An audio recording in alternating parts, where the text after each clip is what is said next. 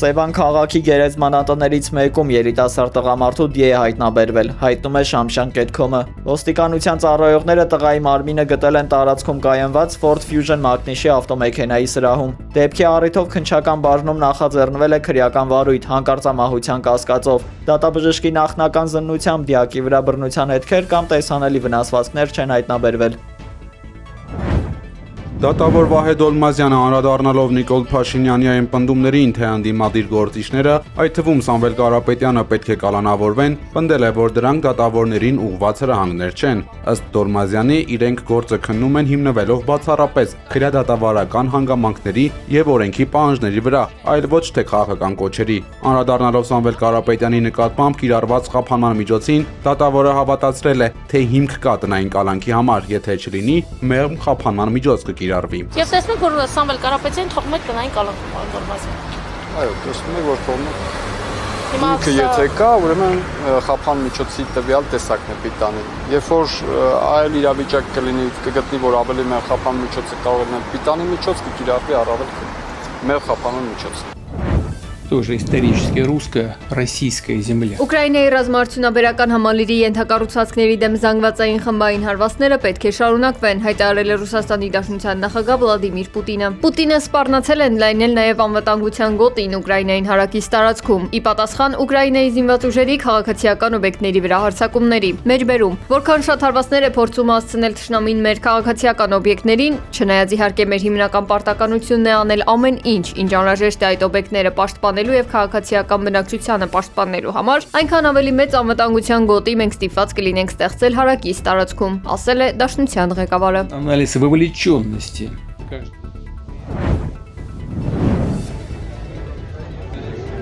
Հազարավոր իրանցիներ հավաքվել են Թեհրանի հեղափոխության հրապարակում ցույցի։ Նրանց ձեռքերում պաստառներ են սպանված գերագույն առաջնորդ Ալի Խամենեիի եւ նրա ընտանիքի անդամների նկարներով։ Իրանցիներն արդեն ավելի քան 100 օր պարբերաբար հավաքվում են Թեհրանի եւ այլ քաղաքների տարբեր հատվածներում ի պաշտպանություն երկրի միասնության։ Հավաքվածների հիմնական կարգախոսն ու կոչն է իշխանությանը եւ բանակին։ Դուք պաշտպանեք ճակատը, մենք փողոցը։ Հրապարակի կենտրոնում տեղադրված է հանրապետության հանգուցյալ առաջնորդի սեղմված բռունցքի տեսքով հուշարձանը, որը խորհրդանշում է Իրանի ժողովրդի տոկունությունը։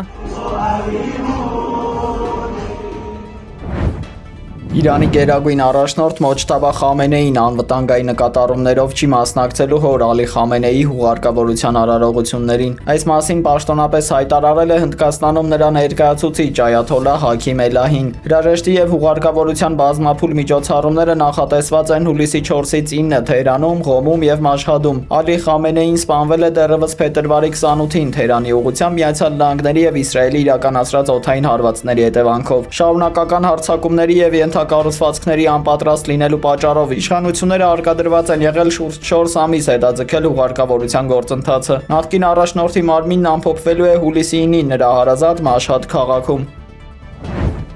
Աբաս Արաղչին հաստատել է ամերիկյան մամուլի հրապարակումներն այն մասին, թե Իսրայելը ծրագրել էր իր եւ խորհրդարանի խոսնակ Մոհամմադ Բաղեր Ղալիբաֆի սպանությունը։ Ըստ The New York Times պարբերականի այս գործողությունը նպատակ ուներ ձախողել Պակիստանում նախատեսված Թեհրան-Վաշինգտոն հրադադարի գաղտնի բանակցությունները։ Սպիտակ տունը նախապես տեղեկացել էր Իսրայելի թիրախների ցանկում իրանցի բանակցողների առկայության մասին եւ պահանջել հրաժարվել մահափորձի մտադրությունից։ Իսրայելի իշխանությունները կտրականապես հերքել են այս տեղեկությունները։ Հրապարակումներն անվանելով իրականությունից հեռու բացահայտ կեղծիք։ Թուրքիայի Աքսարայի քաղաքի մերձակայքում ուղևորատար ավտոբուս է վթարվել։ Պատարի հետևանքով 40 մարդ ստացել է տարբեր աստիճանի մարմնական վնասվածք։ Վիրավորների թվում կան նաև երեխաներ։ Ըստ նախնական տվյալների վարորդը կորցրել է մեքենայի կառավարումը, ինչի պատճառով ավտոբուսը դուրս է եկել ճանապարհից ու շրջվել։ Գագաուզիայի ժողովրդական ժողովը նոյեմբերի 15-ին նշանակել է պատգամավորների նոր ընտրություններ։ Այս որոշումը հաջորդել է հունիսի 21-ին տապալված քվեարկությանը եւ Քիշնևի հետ ծագած սուր իրավական վեճերին։ Մոլդովայի կենտրոնական իշխանությունները պարտադրում են կիրառել նոր ընտրական օրենսգիրքը, սակայն Կոմրատը դա համարում է ոտնձգություն ինքնավարության հատուկ կարգավիճակի նկատմամբ։ Տարաձայնությունները արդելու նպատակով Գագաուզ պատգամավորներն առաջարկել են օրենսդրորեն հստակեցնել կենտրոնական եւ տեղական ընտրական հանձնաժողովների ժողովների լիազորությունները։ Այդուհանդերձ երկրի արդարադատության նախարարությունը սահմանադրական դատարանում արդեն վիճարկում է ինքնավարության լիազորություններին վերաբերող մի շարք դրույթներ։ Հուլիսի 7-ին սպասվող դատական վճիռը կորոշի, թե որքանով է իրատեսական նշանակված նոր ընտրությունների անցկացումը։ Իսրայելական զինուժը հերթական հարվածներն է հասցրել Լիբանանի հարավում գտնվող Հեզբոլլահի առնվազն 10 ռազմական օբյեկտի։ Թել Ավիվն այս գործողությունը հիմնավորում է որպես արձագանք շիական խմբավորման իրականացրած հրադադարի ռեժիմի ենթադրյալ խախտումներին։ Ըստ իսրայելական վարկածի թիրախավորվել են այն ենթակառուցվածքները, որտեղից սպառնալիք է ստեղծվել սահմանային անվտանգության գոտում գտնվող զինծառայողների համար։ Չնայած գործող համաձայնագրին սահմանամերձ շրջաններում լարվածությունը չի դադարում, իսկ կողմերը շարունակում են միմյանց մեղադրել պարտավորությունները չկատարելու համար։ Իսրայելի բանակի հայտարարության համաձայն նման միջամտությունները կրելու են շարունակական բնույթ՝ սեփական բնակչության եւ զինվորների անվտանգությունն ապահովելու նպատակով։